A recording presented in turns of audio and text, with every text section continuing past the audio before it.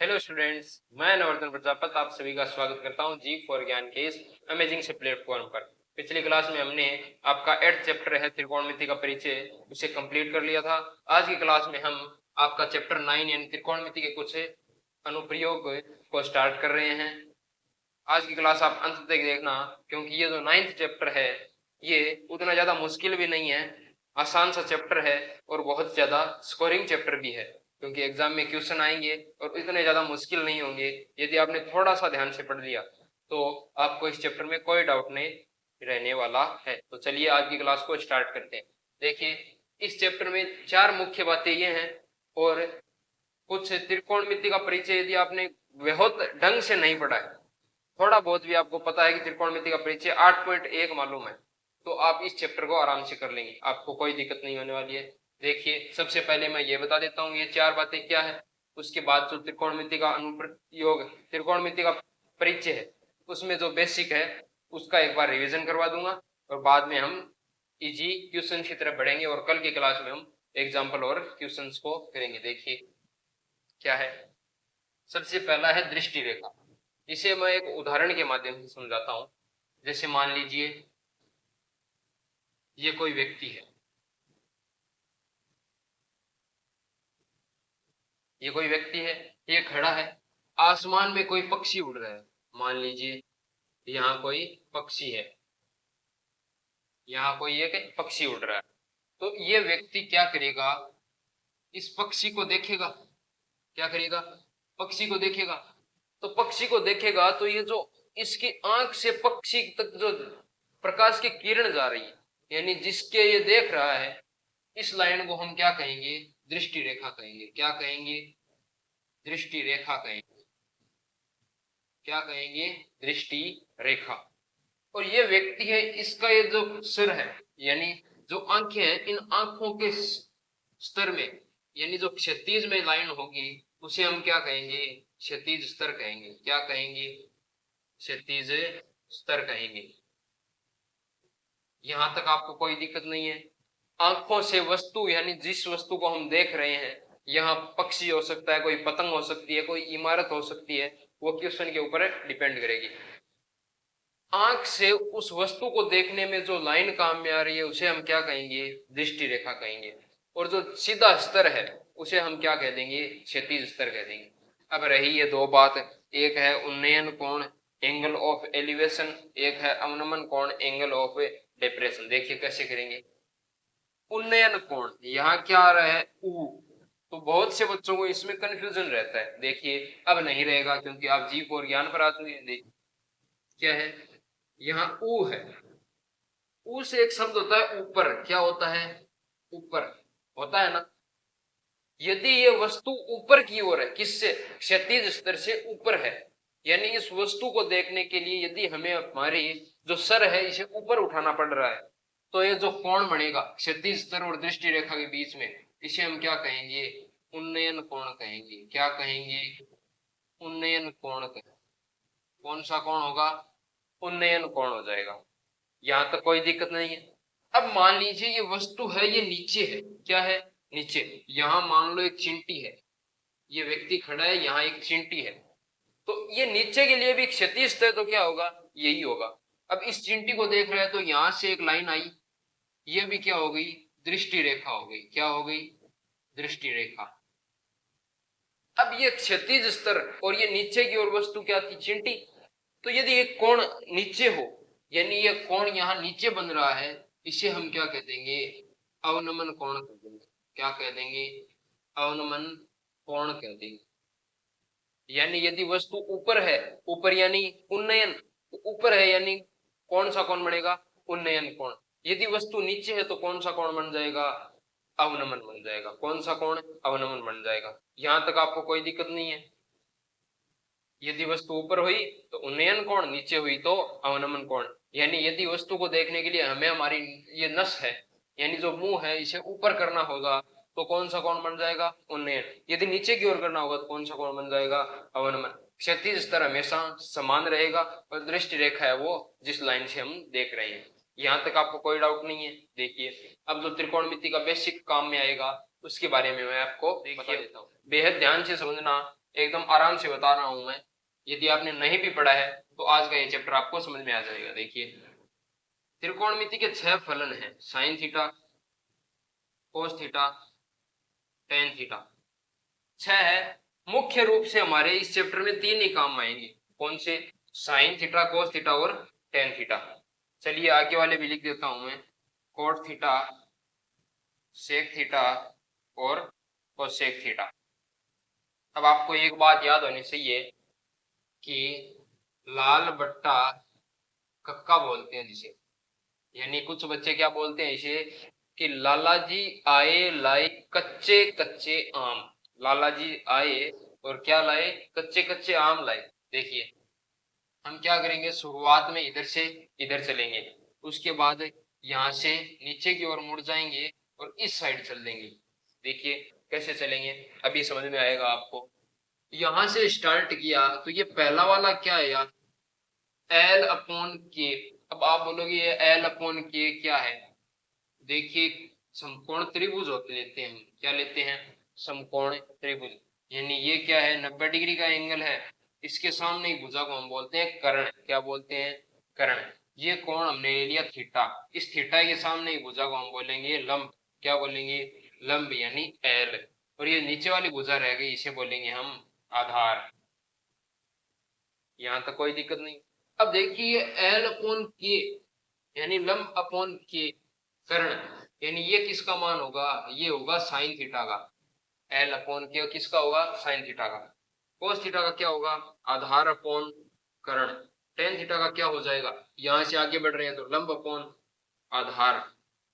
Cot theta का क्या होगा? यहां से आना है, उल्टा मुड़ जाना है, यानी आधार अपॉन लंब हो जाएगा। इस बार क्या हो जाएगा? आधार अपॉन लंब हो जाएगा। यहाँ क्या है?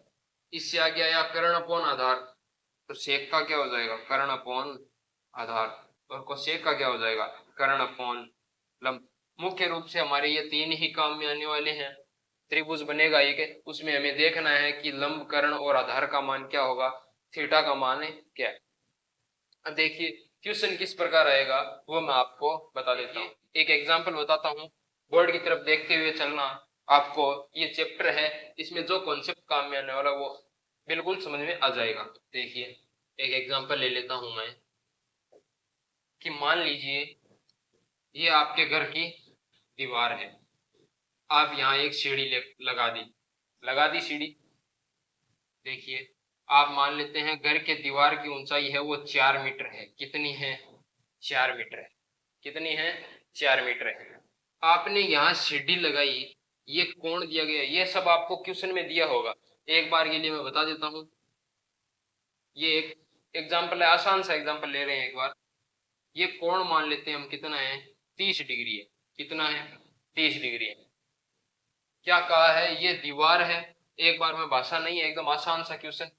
यदि आपने ये डायग्राम बनाना सीख लिया ना, भाषा देगा आपको, ये डायग्राम बनाना सीख लिया तो आपको इस चैप्टर में कुछ नहीं करना, बस ये अभी जो बताऊंगा ये काम करना है, बाकी आंसर आपका आ जाएगा। देखिए ये यहाँ आपने क्या लगा दी? सीढ़ी लगा दी। क्या लगा दी? सीढ़ी। ये दीवार है आपकी और ये जमीन हो गई। बताओ आपका मकान है वो जमीन के साथ 90 डिग्री के कोण पे नहीं खड़ा होगा, यानी ये दीवार है ये 90 डिग्री के कोण पर नहीं होगी, यानी ये कोण क्या हो जाएगा? 90 डिग्री हो जाएगा। हर बात में कोई भी इमारत हो तो हमें ये कोण 90 डिग्री का ही लेना है। अब आगे ये सीढ़ी है। अब क्वेश्चन में क्या कहा है कि सीढ़ी की लंबाई ज्ञात करो। सीढ़ी की लंबाई ज्ञात करो कीजिए। तो हमें कहा है कि ये जो सीढ़ी लगाई आपने इसकी लंबाई ज्ञात करनी है। देखिए कैसे करेंगे। हमें क्या क्या दिया गया है? ये एक समकोण त्रिभुज है। समकोण त्रिभुज में हम ले तो ये 90 डिग्री के सामने की भुजा क्या होगी? कर्ण। थीटा ये है 30 डिग्री, 30 डिग्री के सामने की भुजा क्या हो जाएगी? लंब। और ये बच गई जो आधार। देखिए हमें ये थीटा दिया गया है, थीटा दिया गया है, हमें लंब का मान दिया गया है, क्या ज्ञात करना है? कर्ण। अभी हमने पढ़ा था साइन थीटा कोस थीटा, जो भी। हमें ये बताओ कि ऐसा बताओ एक फलन त्रिकोणमिति के 6 पढ़े थे, उनमें से बताना है कि जिसमें लंब भी आ जाए और कर्ण भी आ जाए। तो ऐसा आप बोलोगे, देखो एल ए एल अपॉन के ए। हमें क्या चाहिए जिसमें लंब भी हो और कर्ण भी हो। ये रहा लंब और ये रहा कर्ण, यानी ये मान किसका होगा, साइन थीटा का। आप यहाँ कोसेक थीटा भी ले सकते थे, लेकिन मैंने बोला था मुख्य रूप से ये तीन काम मिलेंगे, इन तीन को ले लेंगे तो भी वैल्यू वही आएगी। देखिए कैसे करेंगे। हम जानते हैं कि साइन थीटा बराबर लंब अपॉन कर्ण होता है कि नहीं। अब बताओ यहाँ लंब की वैल्यू क्या है, आप बोलोगे 4 है। यहाँ थीटा बराबर कितना है पहले बता दो। थीटा बराबर आप बोलोगे 30 डिग्री है। कितना है, 30 डिग्री है। अब देखिए हम सीढ़ी की ऊंचाई कैसे ज्ञात करेंगे। यहाँ हम ले लेते हैं साइन 30 डिग्री। कितना लेंगे, साइन 30 डिग्री बराबर लंब का मान कितना है, आप बोलोगे 4 मीटर है। कितना है, 4 मीटर है। कर्ण का मान हमें ज्ञात करना है। किसका मान ज्ञात करना है, कर्ण का। अब आप जानते हैं ट्रिग्नोमेट्री टेबल से कि साइन 30 डिग्री की वैल्यू क्या होती है। जिनके याद होगा वो बता देंगे कि सर 1/2 होता है। क्या होता है, 1/2 होता है। अब देखिए यहाँ हम साइन 30 की वैल्यू रखते हैं, 1/2 बराबर 4 मीटर अपॉन कर्ण। ये कर्ण ही तो है, यानी सीढ़ी की लंबाई तो ज्ञात कर रहे हैं, कर्ण है।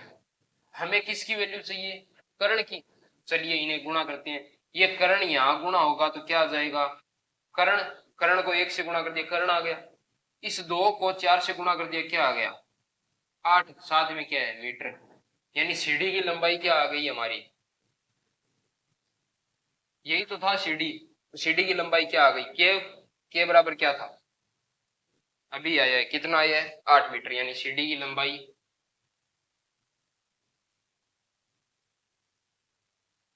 8 मीटर आई है। कितनी आई है, 8 मीटर। समझ गए होंगे। एक उदाहरण और लेते हैं। देखिए अगला एग्जांपल हम ले रहे हैं।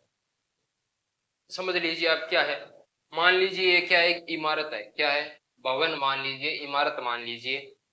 यहां से एक व्यक्ति है, वो 45 डिग्री के कोण से इस भवन के जो शिखर है उस पर देख रहा है। ये 45 डिग्री का कोण है, ये ऊपर की ओर बन रहा है। यानी कौन सा कोण हो गया, ये उन्नयन कोण।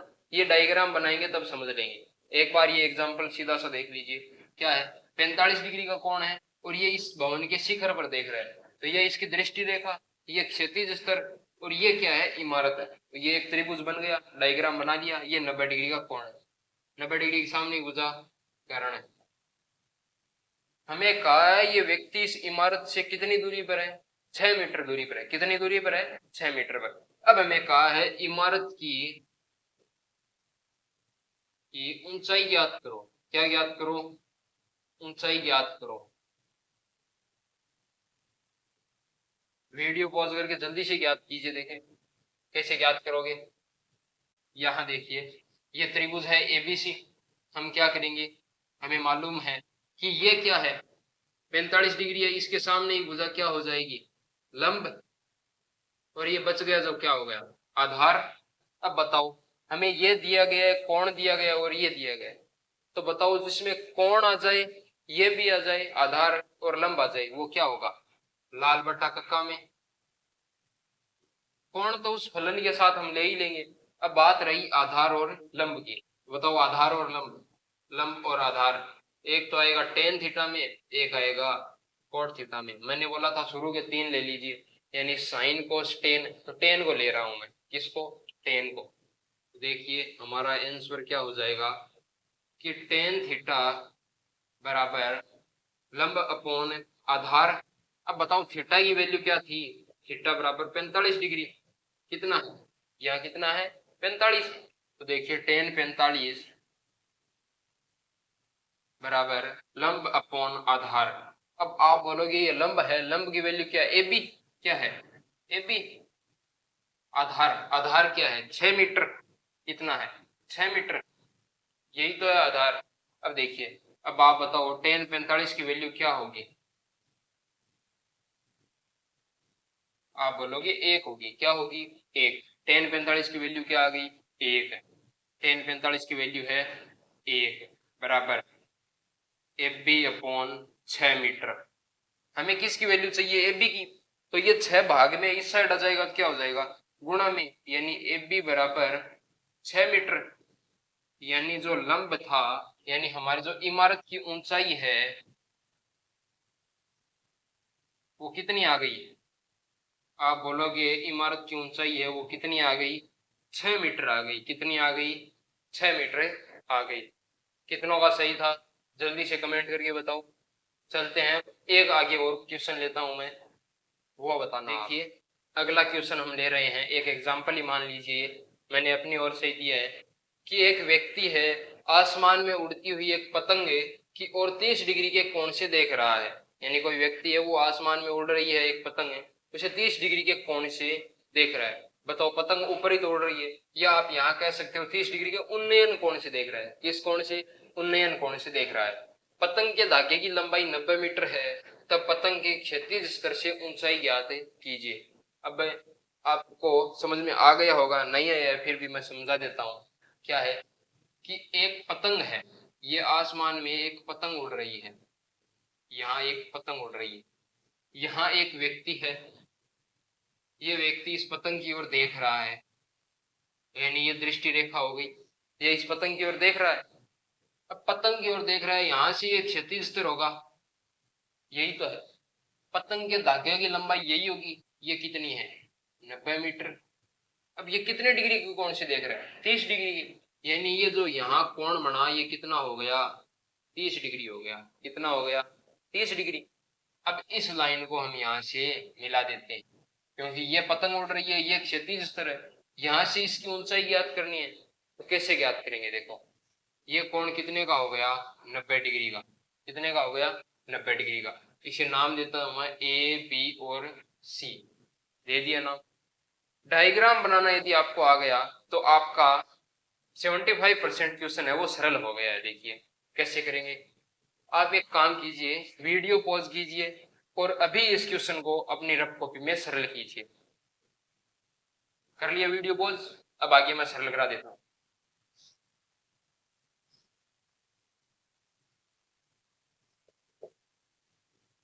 देखिए कैसे होगा। 90 मीटर आपने सरल कर लिया होगा, अब मैं समझा देता हूं आपको। 90 मीटर क्या दी गई है? कर्ण का मान। क्या है? कर्ण। हमें किसका मान चाहिए? इसके सामने भुजा क्या होगी? लंब। और हमें इस एबी का मान ही चाहिए कि ये जमीन से कितनी ऊपर उड़ रही है, यानी क्षैतिज स्तर है, इससे कितने ऊपर उड़ रही है। तो ये क्षैतिज स्तर, इससे ऊंचाई ज्ञात करेंगे, लंबवत ऊंचाई ज्ञात करेंगे। ये लंबवत यानी 90 डिग्री का कोण आ गया, यानी एबी का मान ज्ञात करना है। ये क्या है? कर्ण। ये है लंब। बताओ कर्ण और लंब में किस में संबंध होता है? आप बोलोगे साइन में होता है। किस में होता है? साइन में। यानी क्या करेंगे? थीटा बराबर कितना दिया गया है? 30 डिग्री। कितना है? 30 डिग्री। हम स्टार्ट करते हैं अब। साइन थीटा बराबर लंब अपॉन कर्ण। लंब का मान कितना है? आप बोलोगे ए बी है। क्या है? A B. यहाँ से थीटा का मान 30 यानी साइन है 30 डिग्री बराबर लंब का मान हमें ज्ञात करना है, यानी ए बी का मान हमें चाहिए।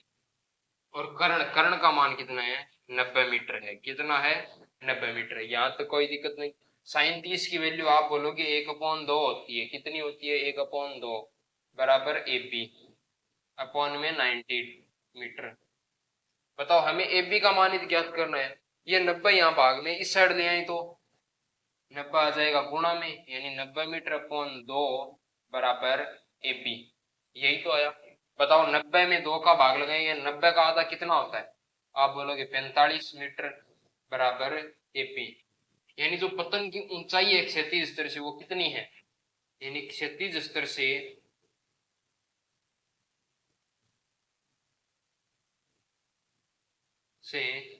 पतंग की ऊंचाई कितनी है?